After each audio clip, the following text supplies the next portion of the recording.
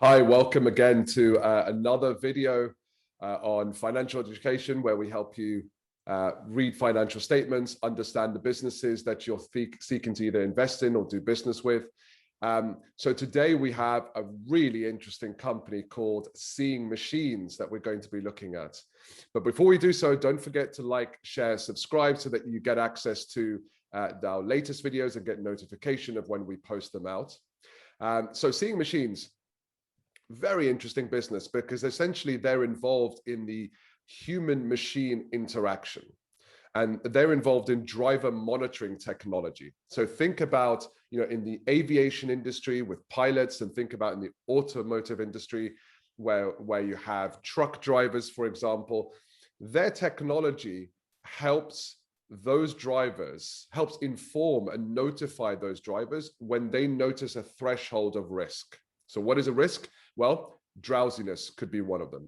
Inattentiveness, right? Maybe you drop something in trying to reach for it, right? The moment it detects that where there's a risk to safety, that technology will notify the driver or the pilot of something like that. So there's a huge amount of potential for insurance companies, logistics businesses, airlines, etc. And it goes even further, right? Where we start to talk about for driverless cars, right? So this is where it starts to monitor. It could potentially start to monitor, if there's a health risk, right? If someone suddenly goes ill, if there's inappropriate behavior, things like that.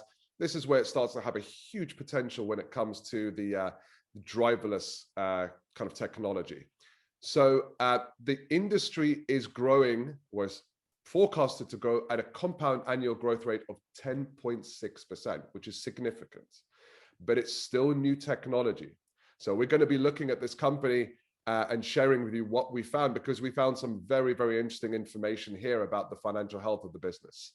So thank you to Sean for requesting this company. In fact, he wasn't the only one. There were quite a few others that made this request, but he was the first one. So as always, we are happy to do this for you, and I hope you enjoy this this analysis. So Ted, let's share what we found, because there's some similarities with other companies as well, which we'll talk about later on in this video. But this was a particularly interesting one, right? Absolutely. So welcome, Moeed. Good to see you again. So here we go. We're going to look at Seeing Machines. So we're actually going to look at their latest set of accounts. So this is a half-year financial report. So this is unaudited for the half year ended 31st of December. And we're going to bounce through straight to the profit and loss account, which is just after the balance sheet. So this is in Australian dollars. And we see up at the top here, now remember that these are half year. So this is just for the 6 months. So revenue for the 6 months ended the end of December is 18 million Australian dollars, up from about 16 million, which is the kind of the equivalent from the previous, not the previous 6 months, but the previous equivalent 6 months. And just put that into context, if they do that again for the second half of the year, then they're going to get about 36 million turnover. And 36 million turnover, if we compare that to the full year for the prior year, and I'll just bring in their accounts from the prior year. So here we go. So these accounts here show the full year 2020 versus the full year 2019, and we can see that their turnover has increased from about 31 million to about 40 million. Okay, so you're absolutely right. This company is growing. So that is a growth of about 25%. So if they're in a world which is growing by 10% and they're achieving 25%, then they're growing quicker than the market itself. However, having said that, if they then only achieve 36 million in this this current year, which is twice the 6 month figure, then perhaps they're not growing as quickly. But I think that what we're probably going to find in this type of a business is that the growth is a little bit stop and start, and these guys, once they secure the contracts, you could see exponential growth going on. Cost of sales is relatively high, yet they are managing to trade. They are trading at a profit. It's not a massive profit. It's a margin of about 35%. It's a pretty constant 35% from 2020 through to the first 6 months of 2021. They're managing a fairly sort of a standard gross profit margin. And then down the bottom, you'll see that they are actually making a loss, but a significant part of that loss, not all of it, but a significant part is this research and development. So this is definitely a company that is significantly investing in the future. So if we take these three numbers, which is the kind of the costs of running the business, and compare that, they are still operating at a loss, excluding research and development, but it's not a massive loss. It's about $1 million on a turnover of $18 million. So, we'd expect them, if the growth continues, once they get to sort of 50, 60 million, then X R&D, which is investment in the future, X R&D costs, they should be operating at a profit. Okay, so that's the first thing that we notice from these guys. They're making a loss, but it's not sounding massive alarm bells to me. Let's go and look at their financial strength in the balance sheet. In the balance sheet, we see the non-current assets here. This is what they use to run the business, so property, plant, and machinery. So they've got a bit of equipment here. They've got some right of use. These are leased assets, and some intangible assets will be perhaps licenses or patents. The really significant number, though, is the current assets, and the current assets is very big. And you'll notice by far and away the biggest number is this number up here, this cash. Okay, now the cash has gone up.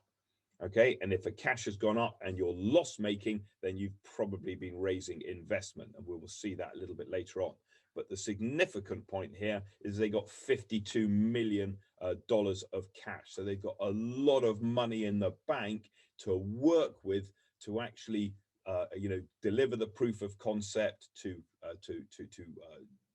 really make sure that this thing works, to fine tune it, to take it out to market, to test it, to bring in the new clients, etc., etc.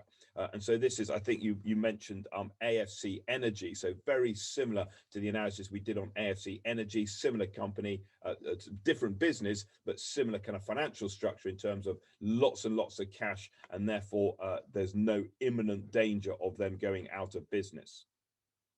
A little bit further down the balance sheet, we notice they've got a little bit of debt here, not a huge amount, about 5 million of debt. There's the interest-bearing borrowings, and a little bit in the current liability. Those two together make the debt in the business.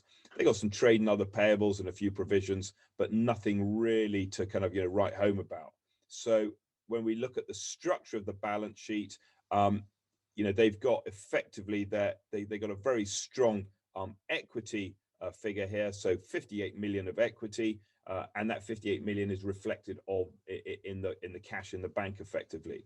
And we can see here that they've been raising equity. They've been doing a lot of fundraising over the years. They've raised nearly $250 million, and they've lost most of it. Okay, but that loss will be investment in technology, investment in the business, bringing it to market, and it's starting. Maybe you can see the sales coming through, the revenues coming through. Maybe they're starting to turn jam tomorrow's story into a jam today story. Just the last thing we obviously always look at is the working capital. The working capital is comparing the cash that we've either got or is going to become cash soon with the liabilities that we have to pay soon, and we see that's really not a problem. They got 70 million in the bank, or 70 million are going to become cash soon. They've only got 13 or 14 million of current liabilities, so liquidity not an issue at all. Let's look at their cash flow. So here's the cash flow statement. And yes, they are burning cash. So it's the burning cash. The cash burn has fallen. So it's fallen from 15 million to 12 or 13 million. Don't forget, a lot of that cash burn is the research and development, which they are undertaking. So I'm reasonably confident that this is not this is sustainable for the time being. And we notice down here that the cash, the proceeds from the new share issue, so they did a big share issue. There's no real change in the debt. There's no real kind of investing activities going on. So really, these guys, they've done another fundraising.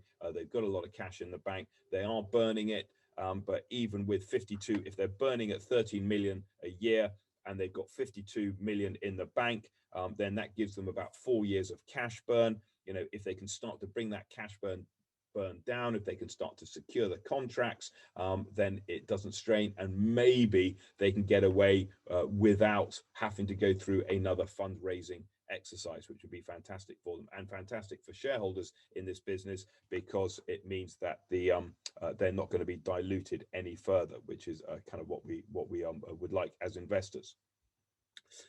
So really, that's kind of those are the key numbers that we see coming through from these guys. Let's just go and have a look at their share price. So this is the actually the end of last week, and we see that their market cap. Okay, so there's no PE ratio. Obviously, there's no PE ratio because there is no E. So their market cap is 365 million, and really, with a net asset value of about I think it was about 58 million. So most of that is goodwill. We kind of expect that. Interesting enough, if we compare it to sales, it's on about 9 times sales, so round about that. So it doesn't look excessive to me. There's a lot of potential in this company. There's a lot of that potential reflected, I think, in the value of the share. But this is as you said, it's a very interesting industry. It's a very interesting part of the business landscape.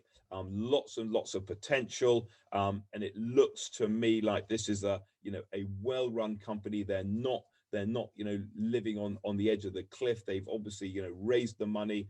They've been able to sell the story. They've got the sales are starting to come in. It looks like this could be an opportunity. Yeah, that's really interesting. And don't forget, everyone watching this, Ted and I come at this from a fundamentals analysis perspective, right? And no matter how great an opportunity for a business or the industry they're in, if the fundamentals aren't healthy, that's an important thing for you to understand.